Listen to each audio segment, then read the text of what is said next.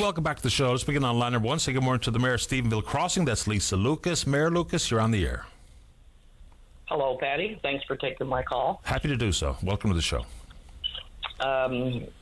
You weren't here yesterday, or you weren't on the show yesterday. It was Linda, I believe. She took a call from one of our longtime callers to your show, usually with complaints about our council or town staff, whatever, Dave Kane.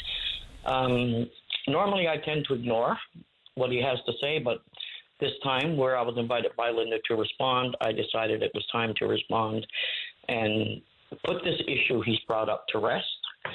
So I don't think you listen to the show, so if you don't mind indulging me, I'd like to go over all of the false claims he made, because none of them were accurate, to say the least.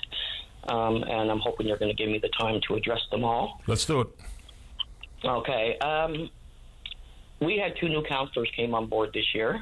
Both of them are fantastic, longtime volunteers. One recently moved back from Ontario, and he brings with him a wealth of experience in the finance. Kim Nolan has been a long-time volunteer with our children, and it was me exactly who nominated her and encouraged her to run. I also encouraged a lot of other local volunteers in town to run, but nobody stepped up. But the 2 that did step up were elected. The gentleman, Mr. Brake, did receive the most votes. But for many, many, many, many years, we have not gone with the tradition of offering the mayor or the person who polled the most votes the mayorship. That stopped long ago, and it stopped because at a previous election we were reported for doing that, and we were told that we had to follow Section 28 of the Act. And since that time, we've always done it. We've had other people in the past who polled the most votes and were not offered the mayorship, and it wasn't an issue like it's become with this one, with Mr. Kane, because he keeps bringing it up. So I want to put that to bed today. During the meeting of October 6th, he stated, and he wasn't there, so what he's getting is secondhand information, and I guess it's like the telephone game that we played in school. A lot of it got misconstrued or misinterpreted.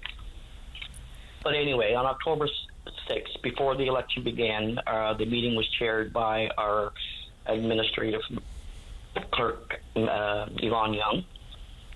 And before she had a chance to start the meeting, one of our counselors asked if he could speak, and he brought up the tradition of offering the mayorship to Mr. Brake.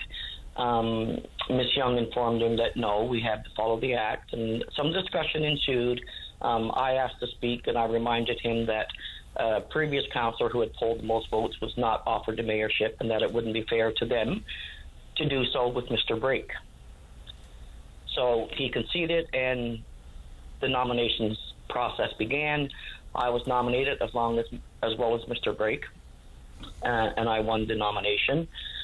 And I think that's the craw that's getting under his skin, I guess. So from that, he said that I went on open line and said that only people with experience should run. That was not true. As you know, I was not on open line. I did make a Facebook post addressing it because it was causing a lot of buzz in town, I guess. And that, I guess, didn't satisfy him. Then he said that because I said that you had to have experience, where did I get the experience? That I didn't have the experience when I became mayor 8 years ago, but he forgets that prior to that, I was on council for 16 years. So that's 24 years of experience. He also said that it was an elaborate plan. He kept going on with this. It was all a plan. It was all planned. She wasn't going to run, and then all of a sudden, a couple of days after, she said she was going to run. Now, Patty, whether I decided to run or not run is certainly none of his business. I had my own reasons for, in the beginning, thinking that I wanted to give up after 24 years because I had just retired from teaching and thought, well, maybe I should take a break from all of it. But then I lost my brother, and that sent me into a depression. So I had a lot of calls from residents, a lot of messages saying, you've done great things and we want you to stay. So I did. because I realized the closer it got to nomination day, the more I realized there was still work that had to be done that we had initiated as a council. And that being, we secured the courthouse for Stephenville Crossing. We worked with the MHA at the time, Scott Reed, and we were awarded the contract. That involved many meetings with ministers over 2 years. And funny thing is, Mr. Kane went on open line last year claiming that it was him that did it, even though I never saw him at none of those meetings. And we're also, for the last year and a half, when it was announced by government that a new long-term care center was going to be built in Bay St. George. Well, we've had the long-term care center since 1976, and we definitely did not want to see that leave our community. We lost the college.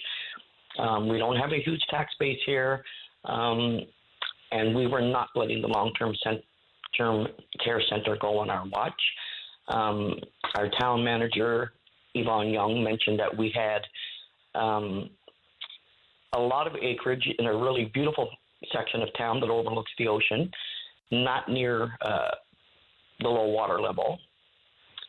And so we met with, at the time, Minister Fred Hutton. We went into St. John's. We spoke with him. We invited him out here. He came. We showed him the spot and told him that we would donate the land because it was donated to us. We have several hundred acres, but anyway, after a month or so, we received the public announcement that Stephenville Crossing was going to be awarded the new long-term care center. Now, needless to say, we were ecstatic. It's needed. I'm hoping, and I'm really hoping that the new premier doesn't rescind on that. I mean, I think as a region, the Bay St. George region, we all have to look out for each other. I mean, Stephenville already has, a strong business and other government buildings in their area, in their town. So I hope that they will honor that and let us continue to grow with the long-term care center. Let's see what else. That's a lot. It is a lot, yeah. Like, I got to tell you, I don't know what his problem is. It's been an issue with him for years. It doesn't matter what good we do. He could never say good job. Never done it. I mean, this is a man who has done a beautiful job with the Garden of Hope in Stephenville, along with Mr. Rosie Keats. And I mean, kudos. It's fantastic. It's a cancer garden that they built by the hospital. I absolutely love it. And I'll give credit where credit is due. But he can never return that. All he does is create division. He causes problems. And, like Mr. Brake, fantastic gentleman. Wonderful working with him. I mean, the first meeting went fantastic. You can tell he's a team player. But then you've got someone like this interfering instead of letting us do our job, which is to make sure that we can secure the long-term care center, that we can attend the opening of the new courthouse and get along with the business. Okay, so setting the record straight, fine by me. Now that you've done that much on air with correcting what you think are falsehoods or exaggerations or straight-up lies from Mr. Kane, fair enough. Are you planning on doing anything else about it? No, I mean, we had a group discussion as a council about, contacting our lawyers and giving him a cease and desist. But for the most part, he doesn't have the audience you think he has. Matter of fact, I have a lot of people who call and say, my God, the town crier is at it again, or municipalities, he's a known caller to them. He told Linda yesterday that, it was all a plan to get me mayor, and that he called municipal affairs and they wouldn't come out and investigate it. Rightly so, because there was nothing to investigate. We followed the act. We held the nominations. I succeeded. Case closed. So I don't know what he expects to accomplish. What he's doing is interfering with the reputation of our town, the reputation of our council, who has always gotten along. You've never seen our town council in the news, and you never will, because we've always worked great together. We're financially very stable. We have a great working staff. We have a great office administration. Okay. She knows her business. So it's time for him to get over it. Mayor Lucas, I appreciate the time. Anything else?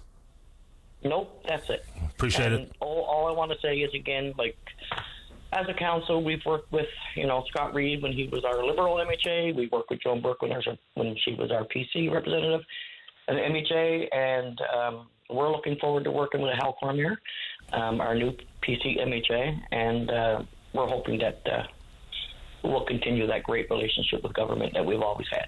Appreciate the time, Mayor Lucas. Thank you. Thank you. You're welcome. Bye-bye.